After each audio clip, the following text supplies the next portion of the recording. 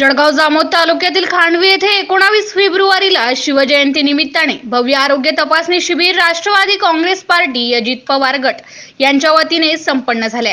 या प्रसंगी सर्वप्रथम शिवप्रतिमेचे पूजन व दीप प्रज्वलन करून छत्रपती शिवाजी महाराज यांना सर्वांनी अभिवादन करून शिबिराला सुरुवात झाली।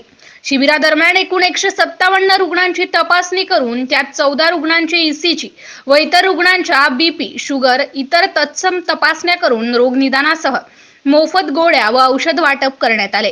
यावेळी नादुरा येथील सुप्रसिद्ध डॉक्टर प्रभाकर हॉस्पिटलचे संचालक doctor Amol Hinge, consulting physician यांची तपासणी दरम्यान उत्तम सेवा लाभली।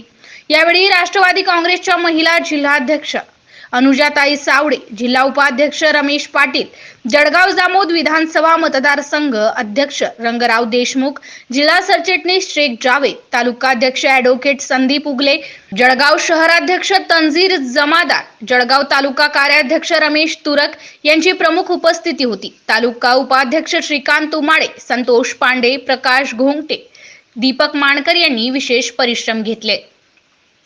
MCN न्यूज मराठी करिता रवींद्र शिरस्कार।